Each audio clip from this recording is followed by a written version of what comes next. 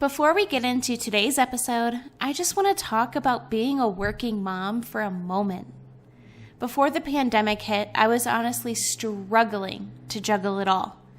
Getting up, getting ready, getting Milo up, getting him ready, getting both of us out the door, rushing to daycare, leaving him in the uncertain care of a stranger, then sitting in the stresses of rush hour traffic, paying for parking in the garage of my downtown high-rise office, skipping lunch, and then leaving early just to be able to pick him up from daycare on time. Corporate finance didn't match me as a solo parent, and that's why I chose to build my own home bookkeeping business. You might not be in the exact same situation, but whatever your need for flexibility is, I created the Home Bookkeeper Masterclass just for that. Professional and lifestyle flexibility. My course is now, for a limited time, being offered for only $99.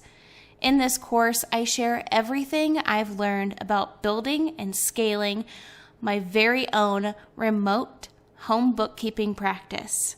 Enroll now at edjconsultinggroup.com under resources. We're back with another episode of Mommy Wines with your favorite wine mom, Emma Dawn. Tune in while she shares her motherhood experiences, introduces you to motivational and empowering special guests, and sips away your sins. In the Mommy Wines Confessional, mom life can sometimes get lonely and overwhelming, so she created this relatable, inclusive, and supportive space for us to be ourselves. Let loose, enjoy a glass of wine, and laugh. Get ready for today's episode. Here's Emma.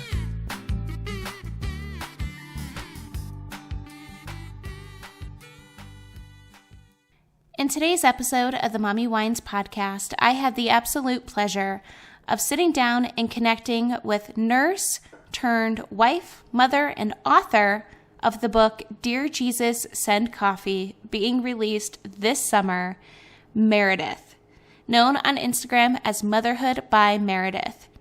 One of the things I appreciated about our conversation is that we are two different moms living two different lives in two different places, but we just connected over our passion and our similarities of just finding the joy in the chaos.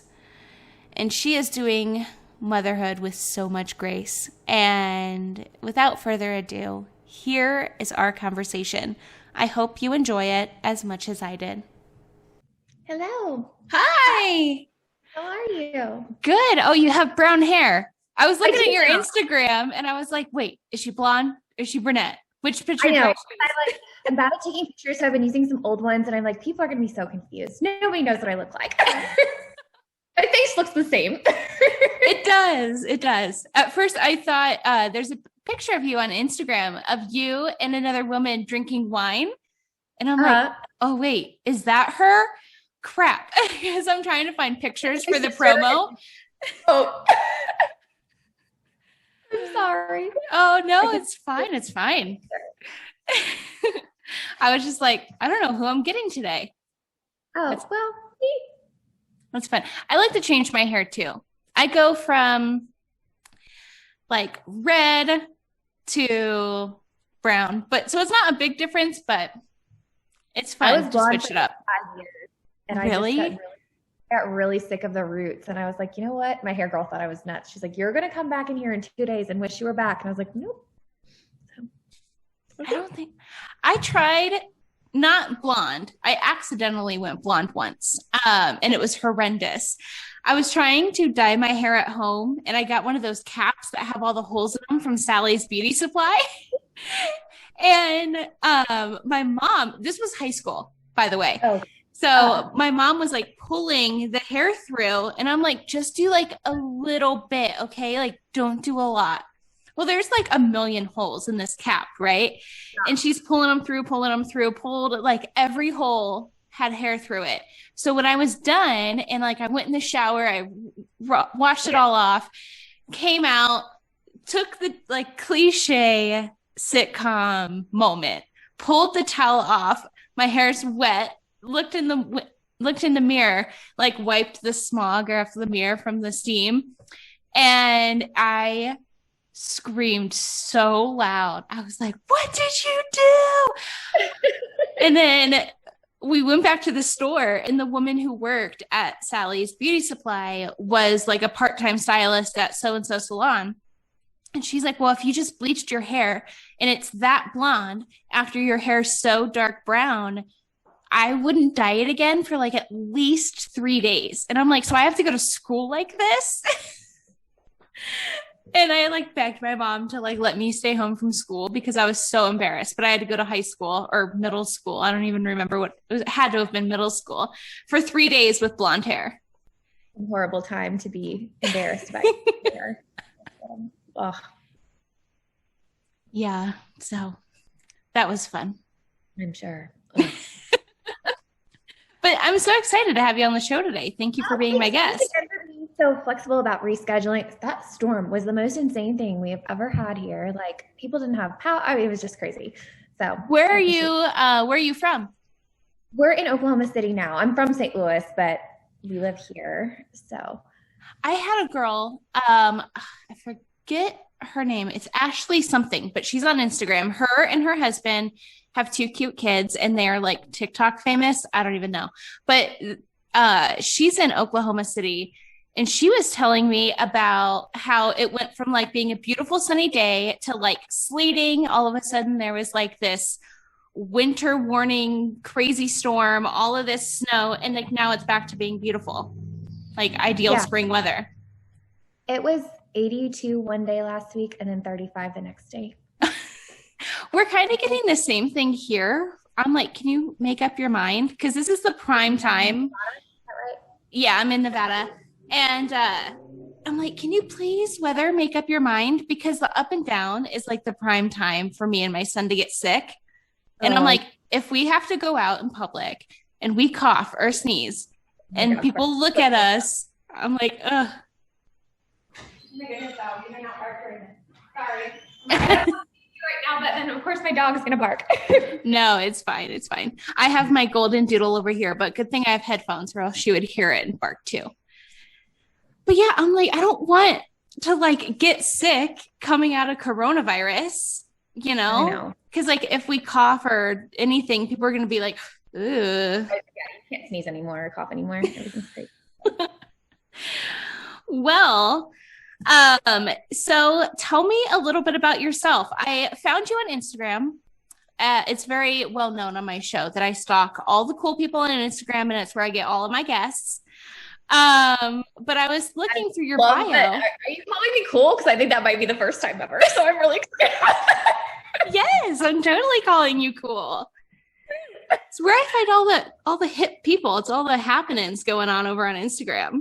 Oh, that's exciting for me. Okay, well, I'm Meredith Redmon, and I am married to my husband Travis it'll be 8 years in September.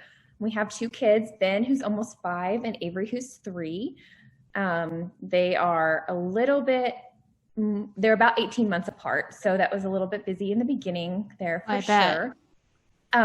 Planned. People always ask me if that was a planned separation, which I think is funny that seems to be a first question typically from strangers, which is always interesting how people feel so emboldened to ask things like that. Were you having sex protected on purpose? Or I'm like, I just moved back from Utah, so I feel like there's no questions that shock me anymore. There's no kind of like societal decency or like personal space in Utah.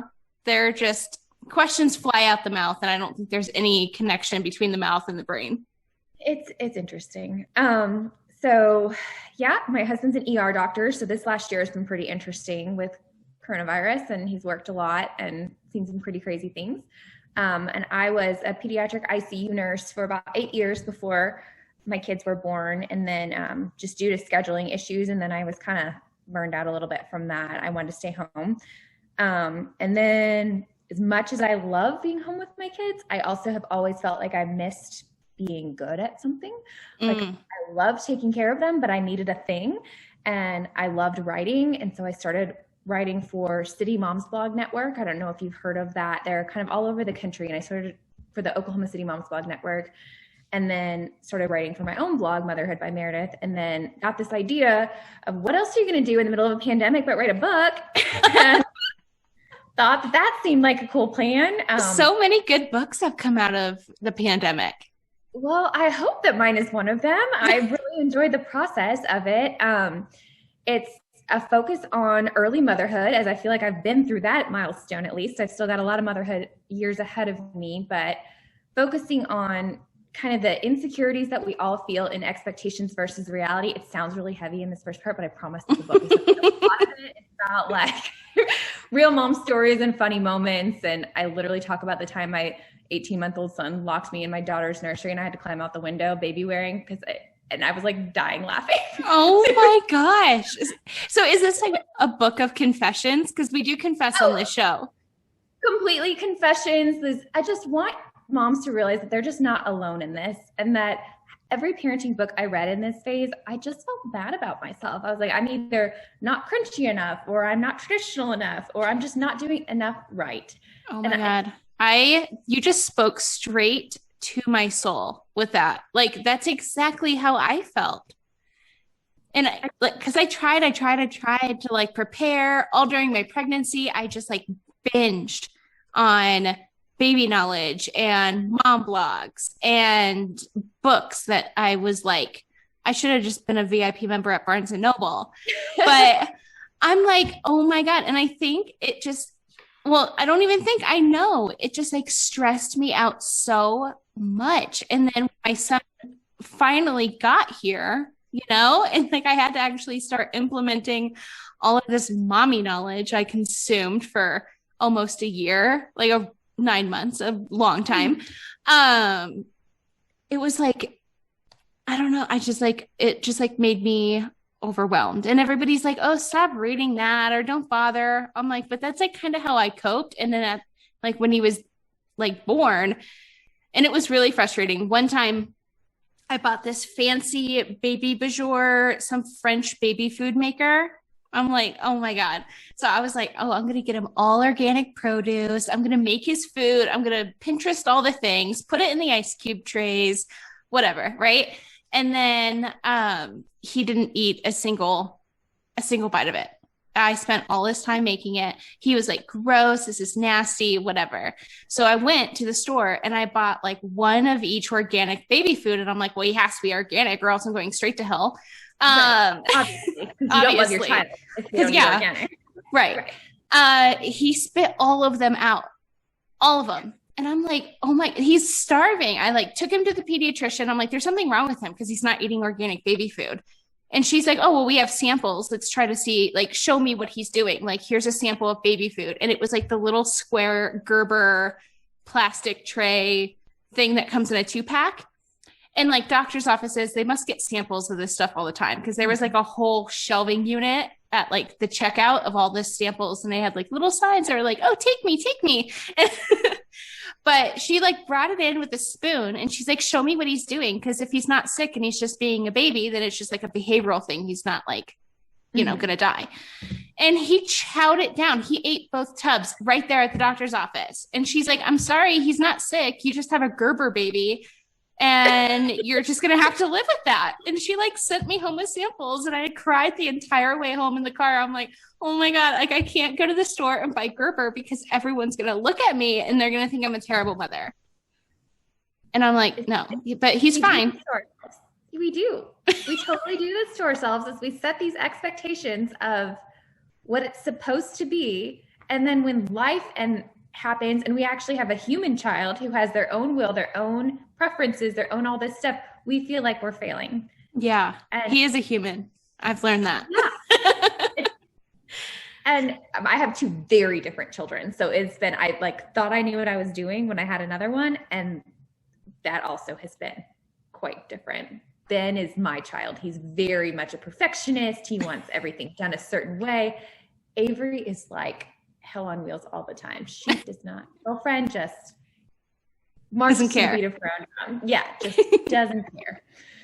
So she would run around naked all day long. If it were up to her, she would just, she's just crazy. So I am shocked at the amount of laundry I do in a week because my kid never wears clothes. He just has socks and a pull-up. That's it.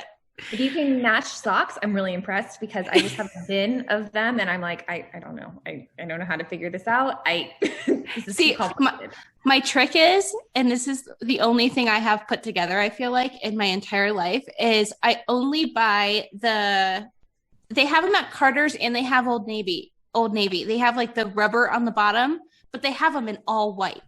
So every single one of his socks match each other. So I just pull it out of the little cubby bin foldable box thing. And I'm like, oh, yep, 2 socks. There we go. See, this is what I need. I need mom hacks. We need just like this giant list of mom hacks that we all share instead of this, where I just walk down the aisles of Target looking at other moms. I'm like, why do you have your life so together and I'm falling apart? But buy my book on how to be a better mother. We need to take a short break to talk about my favorite wine company that gives back, and that's One Hope. I'm proud to say and celebrate that One Hope Wine has reached over $6 million in donations. That's crazy. One Hope's award-winning wines are made by some of the most acclaimed winemakers in the industry, blending traditional winemaking methods with modern techniques. Each exquisite bottle becomes a catalyst for change. One Hope's commitment to high-quality wine is as important as their commitment to the causes they support. Through the sale of every bottle, One Hope has donated over $6 million to impactful causes around the world. They have built a school in Guatemala, funded over 19,000 days of clinical trials for breast cancer research, planted a forest in Indonesia, provided over 3 million meals for children in need, and found over 80,000 pets forever homes. If you're going to sip, then sip with purpose. They even just released the new tasting flights, mini bottles for you to have your own wine tasting right at home. Shop, ship, sip, One Hope at onehopewines.com/myshop/mommywines. Link is in the show notes below. Wine moms, I have a confession. Coffee is one of my major food groups. Having my son home with me all year through a pandemic, expanding my home bookkeeping practice, EDJ Consulting Group, getting my nonprofit program, Sterling Lives, approved, beginning to homeschool, starting sports, getting roped into being a coach. It's honestly what keeps me going and retaining the little bit of sanity I have left. Coffee over cardio is my go-to lifesaver. It's owned and operated by female entrepreneur Abby Scott, and it's all carb-free, sugar-free, keto-friendly, and gluten-free. With super fun flavors like birthday cake, cinnamon bun, French toast, vanilla hazelnut, my favorite, and so many more, you honestly can't go wrong. Coffee over cardio has all your coffee accessories like tumblers and frothers, creamers, and my must-have hydrate you can add to coffee or water, upping the flavor and hydration with electrolytes. Abby is seriously a genius. Get 10% off when you use my code 10EMMADAWN and free shipping on orders over $85.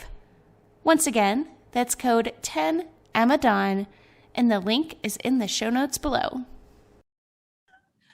Oh, I love it. But the funny thing is more times than not, I'm sure that mom is looking at you thinking the same exact thing. We just do this to each other, and I hate it, and I wish that it weren't this way, but I don't know. That's my goal, is that more than anything, I hope that someone will read my experiences and experiences of people I interviewed. I talked to everyone from like friends of mine to friends of friends to literal experts in the field. I mean, I talked to the owner of Scary Mommy, the original owner of it. I talked to, nice. Yeah, it was cool. I talked to some research experts in the field of maternal medicine and like some amazing people. And they all are just like, we just got to start being nice to other women. Like that was the overarching concept that I got out of this. And I was like, cool. So how do we do this? But I just feel like a lot of it, we establish that there's a problem, but we don't get to how to fix it. Right. And that's what I'm trying to get to here is like, a lot of it is just simple. One, we're obsessed with this whole idea of self-care, but then we pretend that self-care is like $300 massages and things that people can't afford and actually put ourselves in more debt versus like get enough sleep, eat a balanced diet, not a no carb, super intense diet, but like eat a regular diet. Just be a regular human being. Chicken nuggets, but not all the time. And have some wine, but don't drink a bottle every night. Like balance. Like, yeah. Yes. Like let's just like balance. Which is just so hard. And we just, I don't know. And we don't take care of ourselves because we're trying to take care of our little people. And see, this podcast for me is my self-care because I started the podcast. I actually started out as a blogger, and that's why I wanted to ask you about it because my son is he's going to be 5 this year. Mm-hmm. So I started my mommy blog like 5 years ago, which is a while. But before that, I was like a travel writer, freelance writer. And back then, like blogs were new. They were like the hit thing and whatever. And now it's kind of shifted over to like, well, I feel like that's even fading out is the YouTube vlog families. And like, there's so much drama and chaos going on with the internet. I feel like those are phasing out. So I'm like, what's the next phase? I'm like, is it podcasts? Cause I've been doing it for like 2 years and like the Lady Gang has been doing it for like 6. So I'm like, oh my God, is it time for podcasts to be phased out? I hope not. But there's just been so much transition. And my mommy blog was like the anti-mommy blog, mom blog. Like mine wasn't full of like cute DIYs or like Pinterest perfect recipes or like, it was basically just me being like, hey, don't waste your money on a fancy French organic steam vegetable baby food maker because your kid might turn out to be a Gerber baby. And maybe don't, maybe don't kick yourself in the ass for it if that happens. Like, like life goes on. Right. And it was kind of like that anti-mommy group or anti-mom blog, mom blog. And then everyone was like, oh my gosh, you should be on YouTube. And I'm like, I can't do YouTube. But this podcast is like the next thing. And part of what you said about how do we do that? How do we have these conversations? Like we need to, like, we always talk about like, oh, support other women and uplift each other and whatever. But like, I don't know. One of the things I like to do on this podcast is definitely talk about ways that we can do that. Mm-hmm. And when you were talking about self-care, I record these. Well, I used to record them to fill up the time because a couple years ago we started co-parenting and my son was like away from me for the first time since he was like born, basically. And I was like losing my mind. I was like, I need something to do. I'm like, let's talk to other people. Let's talk to grownups. But yeah, like now I kind of just have these conversations, talk to grownups, normally have a glass of wine, but I just launched the MW Wine Club. So I'm making sangria in like an hour. So I'm waiting for that. But yeah, normally these weekends I take a melatonin at like 7 p.m. and I go to bed early and I don't have any alarms. I shut the blackout curtains so I like fill up on my sleep tank. And then I kind of like watch a show and get a bunch of work done. I don't know. It's not like I do anything crazy expensive. Like I've never even had a facial, which is really devastating because I'm over the age of 30. But like I don't do kind anything. Of hurt, though. I didn't know that. Does when I got one it? for my birthday. It does kind of hurt. You have beautiful skin though. I have like really broken out skin. And if they like do any blackhead, I thought it was going to be relaxing and I cried. Really? Mm-hmm. See, so that makes me scared. Don't have this image in your head of all cucumber. Are you going to get one? No. Okay. Definitely not now. You're like, I was like, oh my God, she's like going to go get one tomorrow and I'm talking her out of it. But it's not all like cucumbers and relaxing. It's part of it is like a little bit intense. Yeah, but like, that's really disappointing because I thought it would be relaxing. But yeah, like self-care routines, like mine is so basic. Like I don't do anything except for talk to other grown-ups and other moms and other women and drink wine and go to bed really early. That's good. I stay up too late a lot of the time because I'm like trying to have time by myself. And I feel like that is the most common mom contradiction. Like, oh, they're like, oh, sleep when your baby sleeps. Or like, make sure you get enough rest. But when I put Milo down at the end of the night, like I kind of need that wind down time. And sometimes if there's like a good show I'm watching, like Outlander, then I'm like, oh, it's 2:00. I got to go to bed. Yeah, it's hard.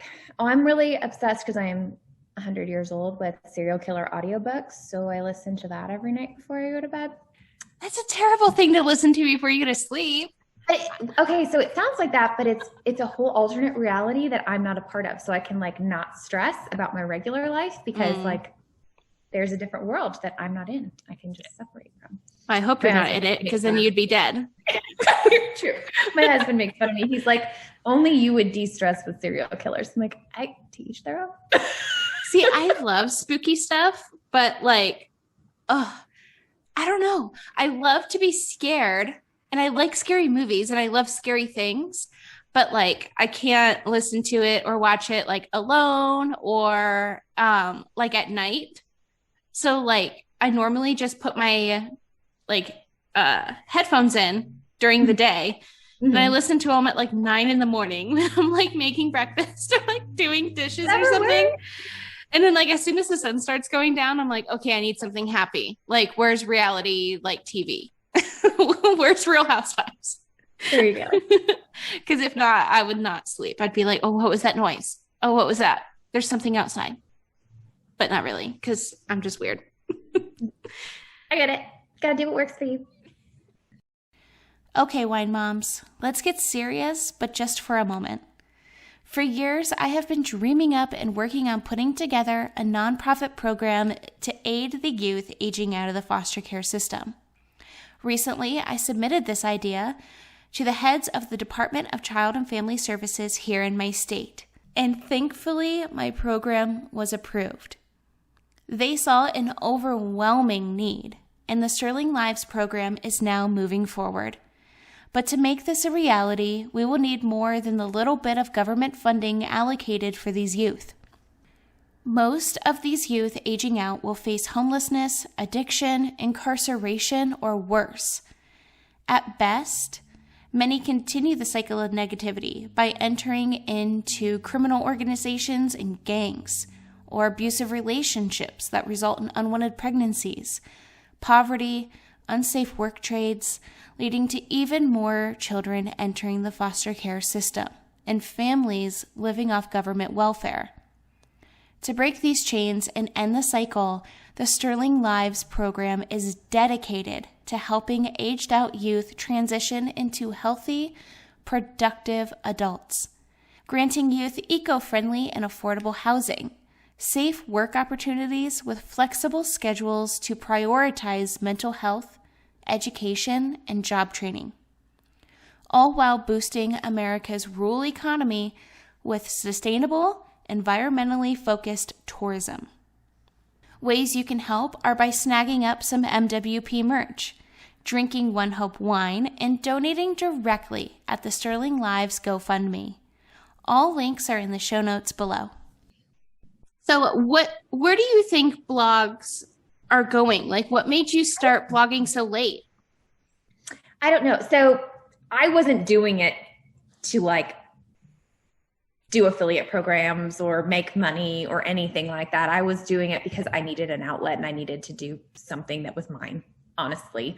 I did it for probably a good 6 months before I even knew what SEO was. I mean, like I had no idea what I was doing. I mean, I remember the first night I was trying to set it up and I realized that like my home address was published like on the top of it. And I was like, I don't know how to make this go. Like I was so technologically unsavvy I just didn't even know what I was doing.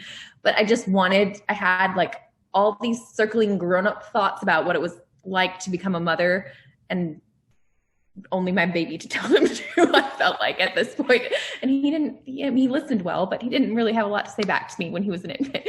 So I don't know. I guess it just never was about, for me, yes, it would have been cool to get a zillion page views and be famous in this way, but I just needed to work through my own experience, I guess. That's not a great answer, I guess, in terms of where I think blogs are going. I agree. If you just take, for example, like recipe posts, everybody bitches about how they don't care about your story about it. They just want to get to the end. Right. I think people don't read. I think they don't. It's why Instagram is so much more popular than even Facebook posts, is because they don't want text. They just want to see a picture. It's sad to me. I hate Facebook so much. I have a love-hate relationship with social media in general, because I think I scroll mindlessly to escape as well. But then I'm like, why am I sitting here comparing myself to this filtered image of somebody else's 5 minutes of their life, which we all do. But right. I know they used Lightroom to edit this photo. I know that there was probably crumbs spilled on the counter somewhere else. I know all this, but I'm looking at them going, how does she do this? And I can't, You got to download like 7 apps and pay like $54 a month. Right. And then sit there for 2 hours editing. I need extensions and eyelash extensions and to be tan and to do all this other stuff and to work out a lot more and all these things. And this is not real. Like, see, the tan part I get because I'm pale. But me too. I'm so pale. I would look much better if I were tan, but But the eyelash extensions creep me out. And it's kind of like, okay, have you ever seen the YouTube channel, the Dr. Pimple Popper lady? Oh yeah. My friend is obsessed with it. So I watch that and I get like in this rabbit hole. I don't watch it a lot because I will continue watching video after video after video. But there's this new trend, which is very similar. It's where people go in and they get their eyelashes cleaned. It is so disgusting. If you're into that kind of stuff, tell your friend about it. Tell her to YouTube totally be into that. Eyelash cleaning. And it is the grossest thing. Like, most of the eyes are swollen, or they have there's the girl who's doing the audio voiceover. And she's like, oh yeah, this girl had a little bit of a reaction to the glue where her eye is swollen shut. Oh my God. Or she's like, oh yeah, this one looks like it has a little bit of infection. We'll just brush that away. And I'm like, gross. I'm really not a big fan of pus. I took care of some pretty gross, nasty wounds and things like that working. Some really nasty stuff, especially when I was doing rotations and was on adult floors. But pus, I just don't like. And you said you were a NICU nurse? Pediatric ICU. So any baby who's left the hospital for any reason, and then come back. So birth and left the hospital to age 21. Oh my gosh. See, I love healthcare workers because I could never be one. When you said I just got burned out and I wanted to be with my family, I was like, I get that. I would feel the same exact way. That has to be extremely draining outside of a pandemic. Yeah, it was, in a way that I don't think that I wouldn't have been able to go back in the same way after kids. I think that was probably why I was good at it before, is because I didn't know how horrible of the experience it must be to be a parent watching your child go through what it was. And so I worked through my first pregnancy. I had some pregnancy losses in there while I was working before I had my son, and that was hard to work through. But then I can't imagine seeing, my husband said the other day he had a 4-year-old little boy who kind of looked like our son come in a car wreck, and he had to put a breathing tube in him. And he's like, that's hard. I can't do that. And I don't know that I could work with kids all day, every day who are that sick being a mom. I know some of my friends do it and they are great at it. And I just, I have the opportunity to not at this point, and I would jump on that opportunity too. No, I still have my license, and I'll probably always keep it because it's such a big part of who I am. And I mean, I might do something in a different capacity, but I don't know that I can go back to like the heart and lung bypass machines on teeny tiny babies. No, that I was doing, and no, I couldn't. Okay, in your professional medical opinion, I have a theory, and I want you to tell me. I want you to tell me if it's true or not. I used to be so cold. My heart was frozen over. I was like, I don't care. Somebody broke up with me. Don't care. Moving on. Somebody got their feelings hurt at work. Don't care. Moving on. And then I became a mom. And now I am a sappy, emotional, whiny little bitch. And I am like, you had to have changed my DNA for the rest of my life. Like, I fully believe that Milo changed my DNA in some way, because now I can't even get through an episode of Grey's Anatomy without being like, oh my God, that's so sad. Or like, I just like, I cry more now that I'm a mom than I did my entire life before. You know what, that opening scene, my daughter loves Tarzan, and when the baby monkey dies, I'm like, by the cheetah in the beginning. Have you ever seen it? I wish my son liked Tarzan. He is stuck on Lion King, and every time Mufasa dies, I cry. Every single time. Yeah, there's not a Disney and parents don't go well together.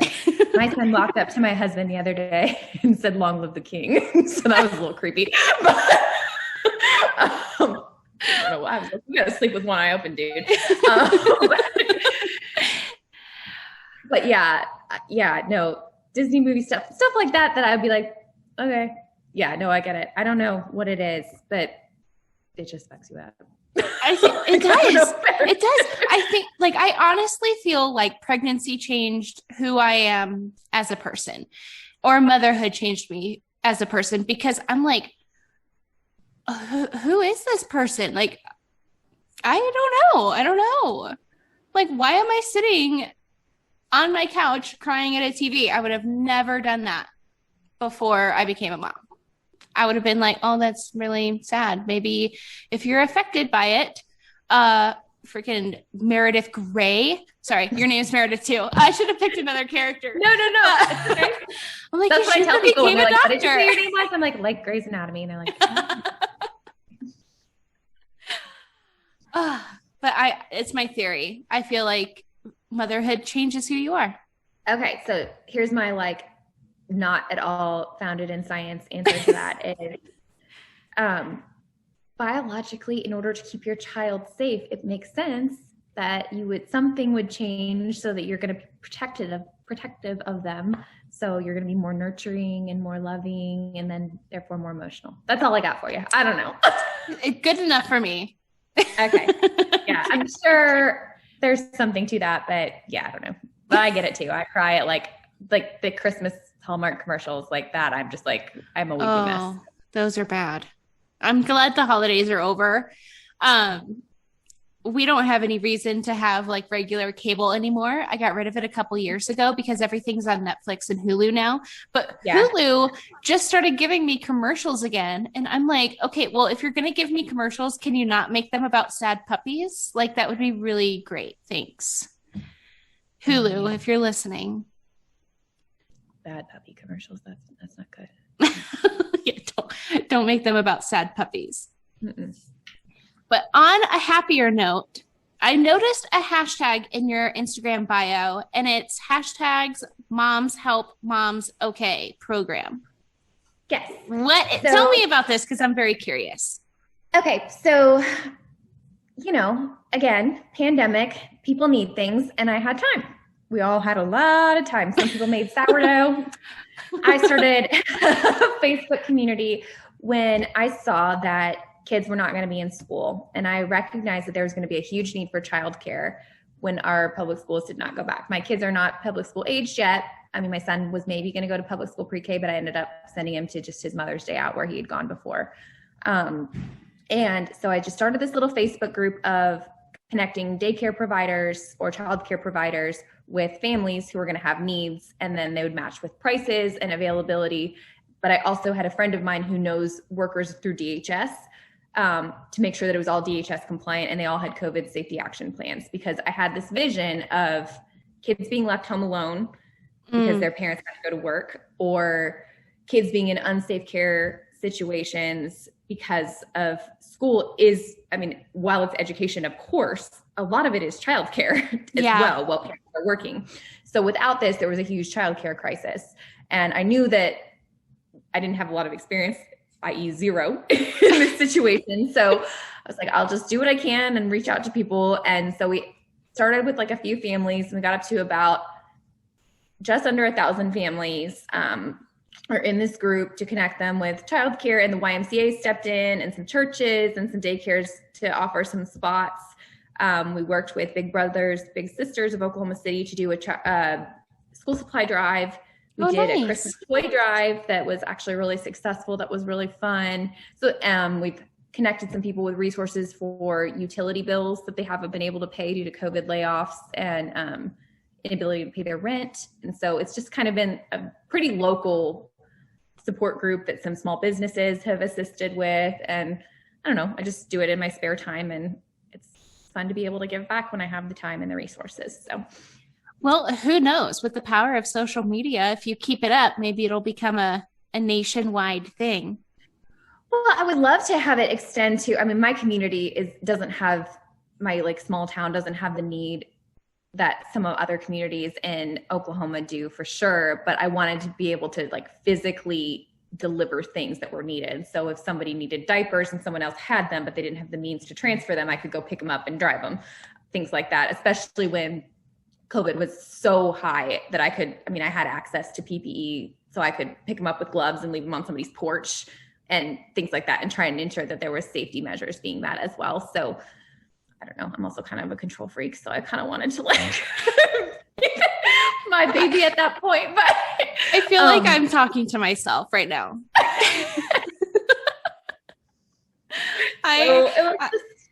I'm such a control freak.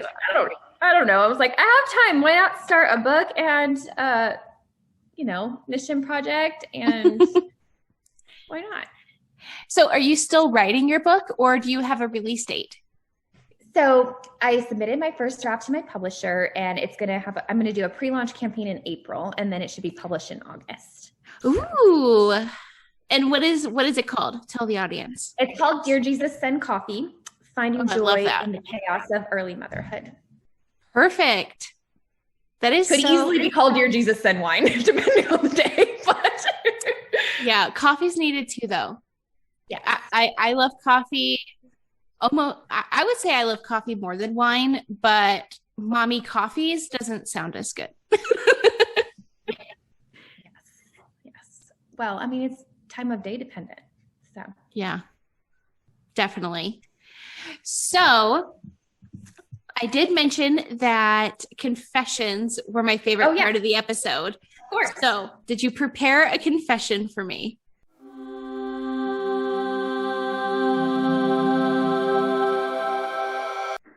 I always get getting excited to think about what I want to confess. Are you trying to choose from a long list? Yeah.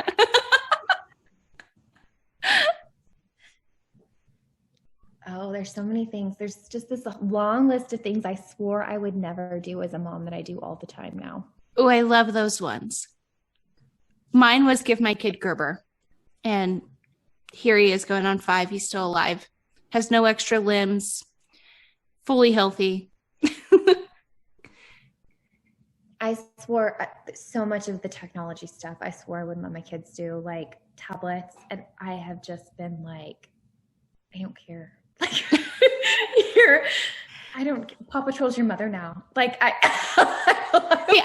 feel like you're so much like me. Like, I'm such a productive person. I have to have some kind of project or some way to, at the end of the day, feel like I was productive. And playing for me, like I obviously play with my kid because he's my kid and that's what makes him happy. But like do I enjoy that? Like, does that fulfill my heart and soul? No. Hot Wheels can go in the trash for all I care. But like, that's one of the things that I hold so much guilt with is I was like, oh my God, like I work, like I run a financial practice. So like during the day, I used to feel the same way about like tablets, like, oh, my kid's never going to sit on a tablet all day or watch cartoons all day. But like, I have to have a project and I have to feel productive. And I give myself a lot of guilt over it. But like, the more people who say their confession is technology and tablet time, I'm like, oh, you're relieving my guilt. That's actually probably my bigger one is that I really don't like playing with my kids. Like, and I've written a post about this before on my blog of, I just don't like it. Like there are things, I like doing things with my kids. Like, yeah. I will bake with you. I will do something with you, but like sitting on the floor and pretend playing, I set a timer so that I will not get up. I do. I'm going to steal that. I need to do that. I will set a timer for 15 minutes on my watch and not bring my phone and be like, Meredith, sit here, Meredith, sit here, Meredith, sit here. Do not go. And then I'll hear the laundry, like the washer ding, like it needs to be switched, which is like the only time I ever hear it, by the way. The rest of the time it sits in there for like 3 days. But like when I'm sitting there supposed to be playing flipping Ninja Turtles, I'm like, I hear it, and I'm not switching it, and I'm not switching it, or I know there are dishes in the sink and I'm not doing them. And I think of all the things I should be doing, which is what I really should be doing is sitting on the flipping floor playing flipping Ninja Turtles. I know. Oh my God. I hear you. But I'm like, oh, do you guys want to clean with me? Nope. See, no, they don't. I'm the same way. Like if we like get in the car and we go like on an adventure, or if we go to like the planetarium, which I felt more mom guilt throughout the pandemic than I did any time before. Even when I like went back to work and I put my kid in daycare, I was like, I felt better then than I did during the pandemic, because the pandemic, I had all of this free time and we were both home together for a year. Right. And I was like, I would just love to, I was like sitting where I'm right now working, and my son's like, mommy, play with me. Mommy, play with me.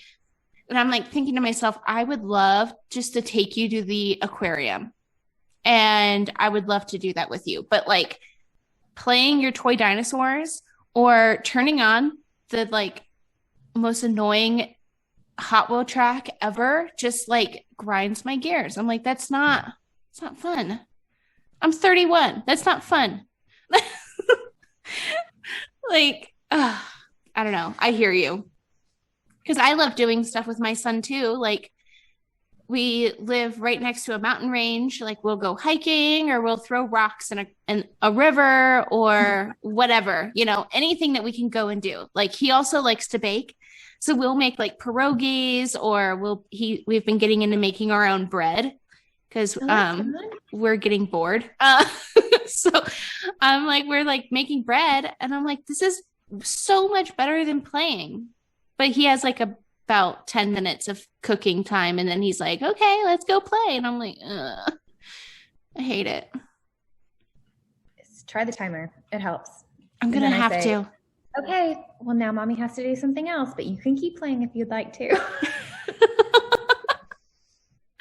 Oh my God, I'm going to have to try that, because I've been like trying to make an effort to do it more. And I'm like, oh, if I do it like 10 times a day, but in like 5-minute increments, I'm like, well, yeah, it's just, I don't know. I'm going to try the timer. That's a good tip for all you guys listening. Definitely reach out and let me know if you're going to try the timer trick too. I think that they know when you're distracted. I mean, my son does. He calls me on it. He's like, Mom, come in my room, but don't bring your phone. And then I feel like, because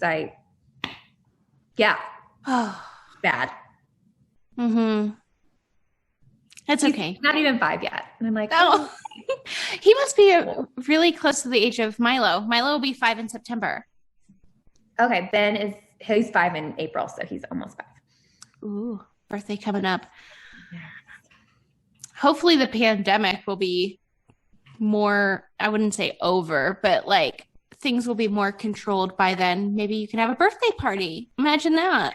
He wants to go. So we have friends that have a cabin like in the middle of nowhere in southern Oklahoma, which is already kind of the middle of nowhere. So we got to go last year once. So we'll probably go there again. That's what he asked to go to the cabin in the woods for his birthday. So we'll go, just the four of us, and go around and collect sticks and rocks. And he likes moss a lot on rocks, which I think is so cute. He's like, I'm gonna go look for moss and wear my camo so I'll blend in. Oh, that's so cute. So that's what he wants to do. Yeah. Well, thank you so much for being my guest today. Go ahead and share with everybody listening where they can follow you along on social media or find you online, and also where they can check out your book later this year. Okay, so my book will be available after August on major retailers. You should be able to find it on Amazon or Barnes & Noble. And then obviously on my website as well. For the pre-launch campaign, I'll be having an Indiegogo to help fund it and just crowdsource for it and spread the word. And that will be available come April. My social media to follow me will be, my handle is Motherhood by Meredith. And then that's the same for Pinterest as well as my Facebook page. Thanks so much for having me, Emma. Oh, you're so welcome. Hey, wine moms. I'm sure you've already heard, but the MW Wine Club is a virtual happy hour, and it's here. Not here on the podcast, but here in the world. It is something that is happening over on IG. This is a virtual happy hour where I go live on Instagram with real wine industry professionals. I try new sips. We host giveaways and we play games and contests. And I also create delectable cocktails. And most importantly, I connect with all of you. Best part is it's absolutely free and you get to engage from the comforts of home. Get insider wine tips in your sweats. What's better than that? I don't know. Nothing. I can't think of anything. All events and details are listed at themommywines.com under the events page. Go check it out and find me on live. Thank you for listening to this episode of the Mommy Wines podcast. Make sure to leave a rating and review. And don't forget, if you're listening on YouTube, to give this video a big thumbs up and make sure to subscribe. And feel free to share this episode with your friends. Be like, hey girl, just listen to this super awesome and relatable podcast from Mommy Wines. Here's the link to the episode. Have fun. You know. And to support the show and keep it growing, snag some MWP merchandise available at themommywines.com. You can also find all of my wine gadgets and my favorites right there under the shop page. For even more tipsy content, follow Mommy Wines Podcast on Instagram. On IG, I go live with real wine industry professionals. I try new sips, connect with all of you wine moms, and share some pretty funny memes, if I do say so myself. All sponsor info and links will be available in the details below. So until next Wine Wednesday, mamas, parent and drink responsibly.